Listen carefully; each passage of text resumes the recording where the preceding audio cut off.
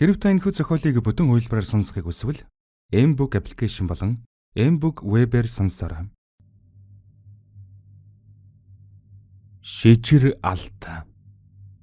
Зохиолыг бичсэн Хайтан. Дуу оруулсан Б. Оргилволд.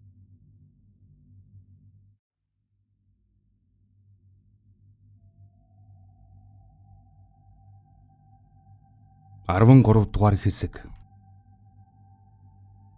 Гэртэн эргэж ирсэн бүсгүй нөхөрлөгөө залгахад тэр завгүй байна. Очоод яриг гэснээс өөр зүйл хэлсэнгүй дуудлага тасалчихжээ. Бүсгүй чинь нарийн ширийн зүйлсийг ярьж амжсангүй. Ахин залгахад дуудаж байснаа таг болчихаа. Сүүлдэн бүр холбогдхон байв. Ягд ч юм урнагийн дотор ямар нэг муу зүйл болох гэж байгаа юм шиг совин татаад болж өгсөнгүй. Хүүхдүүдийн хувцаслаж хэд хоногийн хэрэгцээний чихэр жимс ээлжийн хувцас хунар тоглоом сэлтийг нь уудлаад өөрийнхөө аав ээж дээр аваачж өгчээ. Хөгшчүүд урнаагаас асуухад тэр самбаа удахгүй хөдөө явна. Би бас ойрд ажил ихтэй. Бараг хонож өнжих шахуулын болох шинжтэй. Хэд хоногоос ирж авна гэж хэлээд үлдээжээ.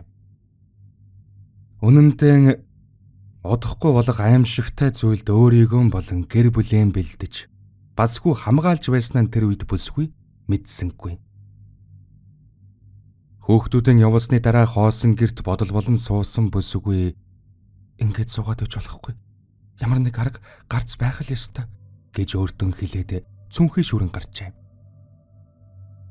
Тэр ойр дотны найз нөхдөсөн мэддэг чаддаг мэрэгэн дүргэн хүний эрэл сурал болоход хэрэгт дуртай хүүхнүүд юу болсон юм, яасан юм, нөхөр чинь араар тавиа юу, алив ямар хүүхэн байна гэгчлэн хаах холын хөндлөн сэдвийн юмс ярьсаар цаг завыг нь барьчихна.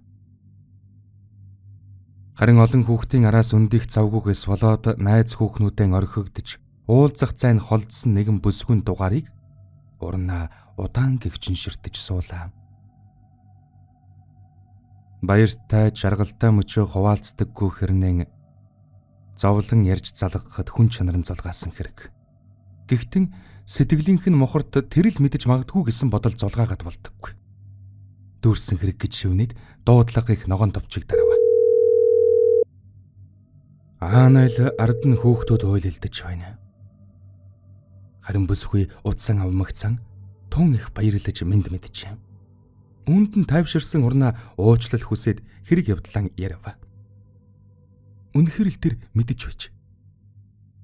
Гэхдээ түнд туслахтан тэр огтхонч цааргалсангүй. Харин ч маш их баярлаж байгаа болтоо сонсогдно. Сүүлд өргөж авсан хүүхдийг нь байсхийг тэл өвчин ороогоод байж. Өргөж авсан гэсний учир нь хөөрхий бүсгүй их болох тавилан дутснаас өврөөрөө дүүрэн хүүхэд хаа холын сумаас хүртэл зорж очин өргөж авсаар өдгөө 7 хүүхэдтэй болсон тэр байжээ. Харин найзууд нь түүнийг сайн ээжийн ажлан хийж бөхсөндих завгүй байдгаас нь болж бидүүхэнтэй гадуурхан уулзалт наригам цэнгүндэн уригхан байгаад удсан байв. Бүсгүй харин найзуудтай гомдоогүй гинэ. Хүний өрсийг сайн хүн болгоно гэж авч өсгөж хайрлаж байгаа бол бүх зүйлийг тэдэнд зориулах хэрэгтэй шүү дээ. Хүүхдүүдэд том болсон хойно хэдүүлээ ойр ойрхон уулзалтдаг болно. Санаа битгий заваараа гэж хэлэн инээхт нь урнаа сая нэг тайвширчээ. Тэр урнаагаас хэрэг зоргийг нь асуусангүй. Бусад шигийн араар тавилт нөхөр, гэр бүл, мөнгө санхүү аль нь вэ гэж асуусангүй. Харин баг хүүгийнх нь бие ойр ойр муудсаар байх үед тэр нэгэн хүн дээр очсон тухайхан ярьжээ. Тэр хүн хотын захын нэг хийдэд шавлан суудаг лам хүн гэнэ. Гаднаас нь харвал энгийн нэгэн лам бөгөөд харин цаанаа удам дамжсан их мундаг чадвартай. Билгийн нүдэрийн манай оршихуун бус зүйлсийг төдөлгүй харж засал нам хурдаг талаар мөн хэлв. Урнаач дуу орж яг хайгаад байгаа хүн мөн байх гэж итгэлтэйгэр хэлээд хаягийг нь заалгаж авчээ. Тэр огт эргэлзсэнгүй. Эргэлзэх цагч байсангүй. Ягд ч юм түүнийг цаанаас нь хэн нэгэн яаруулад ямар нэг зүйлтэй уралдаад ч байх шиг мэдрэмж төрнө. Үнэн дээр тэр удахгүй тохиох олон үхэлтэд уралдаж байжээ. Нэгнийхэн гэрт цугласан залуусаас модон жорлон дунаж насварсан тэр нэгэн залуу. Готов мөн гэртэн амнасаа алдсан хүү гурвал байсангүй. Ажил төрөлд ч амин хувийн хэрэгт ч хамгийн анхмад нь учир цөм самбагийн амыг харна. Энэ удаад ч мөн тэд самбаг ямар нэг шийдтэй зүйл хэлхийг хүлээн доош харан дуугүй сууцгаахаж. Самба үе уртаар санаа алдаж хэсэг дуугүй сууснаа. Ямар гээч муу ёрын зүг шилээ дараад болчихв та. Яадаг үлээ. Сайн ирчүүдээ ингээд нэг нэгээр нь цаг басаар алдаад байх чинь яасан хэцүү юм бэ? Гэж хэлээд тухайн илв. Гэтэл гоёга лам бөөмөд үзүүлсэн дээргүй юу? Илдэв савдагтай газар очиж шургачих уу? Эсвэл гинт олсон их олзноосоо болчих уу? Гэж асуув. Гоёгагийн хэлхийг сонссон самба дүрсгийн уурлаж тэгвэл энэ алдыг чинь аваачаад болчихъя л та. Хинэж мэдхгүй газар аваачаад болчихъя. Энэ алдаар хүн тус бүр байр машин хүүхдийнхээ сургалтын төлбөрийг хангалттай төлчихнө. Та нар өөрсдөө харал та. Навсаас нь нооройсон орон гэрн гэж хашаа байшин. Зарим нь унаа байтугай орон гэрчгүй байгаа зү. Хэдий болдол хар шороо ухаж гялгар юм хайх юм. Тор дорой хүнсний дэлгүүртэй болоод дээшээр хараа твдчих واخ чинь мөнгө урсаад лорж ирж өгөө сайхан биз дээ. Энэний төлөөд бид махаа идсэн биз дээ. Гүтэр харанхуй нөхөнд амнасаа дэнчин 50 байж урсгасан хөлсөн ядаж чи бодооч хуйга. Гэхэд хуйга мөн л уурлаж. Гүтэр алт мөнгө яадаг юм. Хоосон онсон ч хамаагүй харал та. Самба хүмүүс үхээд байна. Хамт ажиллаж байсан 3 хүний алдчихлаа. Нэгийг нь яахаа осол байлаа гэж бодоход хоёр ч хүний учир битүүлэг байдлаар алдчихлаа. Тэр хоёрт юу тохиолдсныг хэн ч мэдэхгүй байна.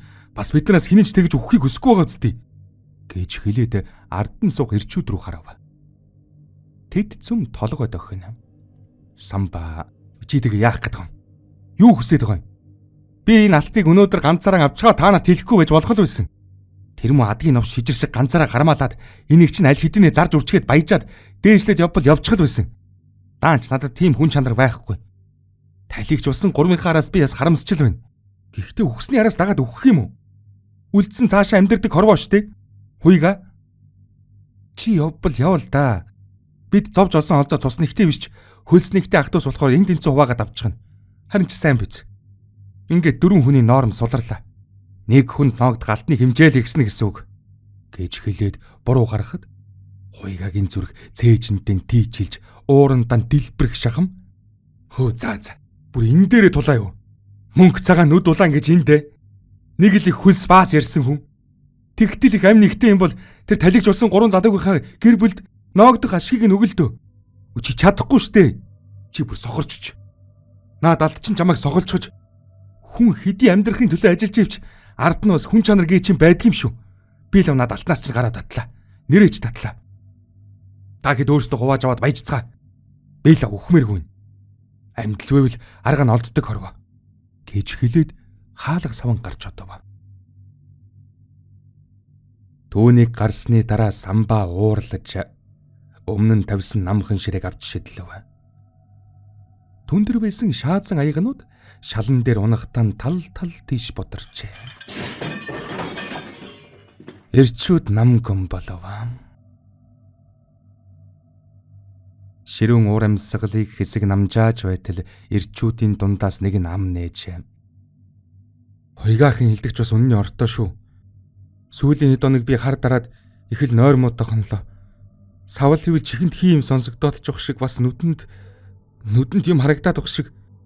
Гэхдээ энэ нойр муугаас болсон баха. Гэж самбагаас ихэд эмэн хэлжээ. Гэтэл бас нэг залуу түүний хэлснийг өлгөн авчаа. Би бас тэгээд байгаа. Өөрийгөө галзуурчлаа л гэж бодсон. Хүн болсоор ийм ойр ойрхон үхэл үзээгүй хүн цожирдсноос боллоо гэж бодсон. Үгүй юм шиг байна. Хоёгагийн хэлснээр хэдүүлээ лам бөөмө мэддэг чаддаг хүн дээр нэг очвол ямар вэ? Гэж дөнгөж хэлж дуусваагүй юу? Бас нэг нь эхнэр сүултээ уурлаад байдаг боллоо. Шөнө болохоор хардаар зүүдлээ чарлж босч ирээд унтахгүй байхаар гэр тойроод юм гүүгээд байгаа нь сонсогдоод хүүхдүүд хачин сони ямарсан гэж яриад байд суу гарахгүй боллоо. Би ч яах ингээд өвлийн үрээ идлээ дуустгал юм баг үз.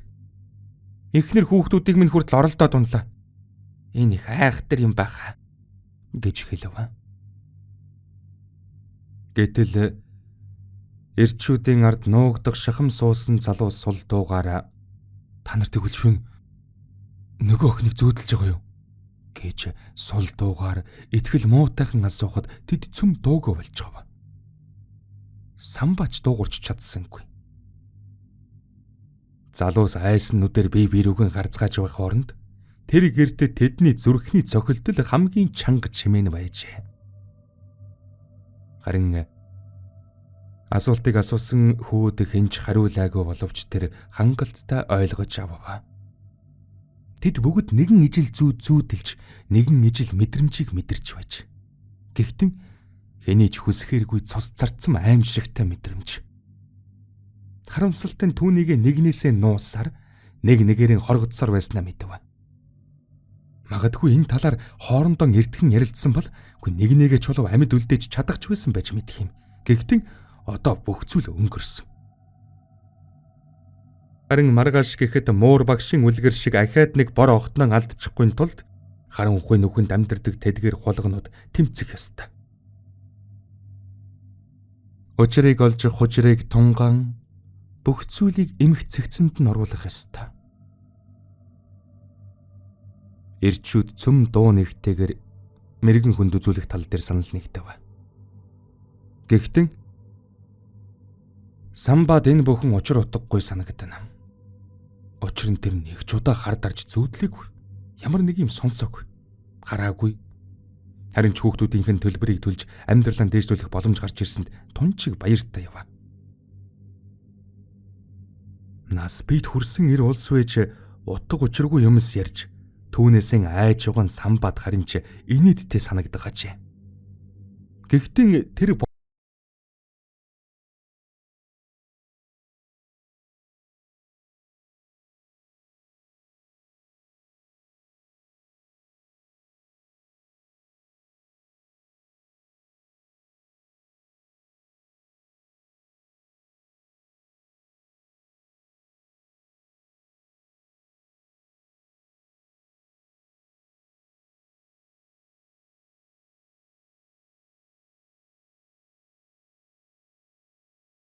Хэрэв та энэхүү зохиолыг бүтэн үйлбэрээр сонсохыг хүсвэл Mbook аппликейшн болон Mbook Web-ээр сонсороо.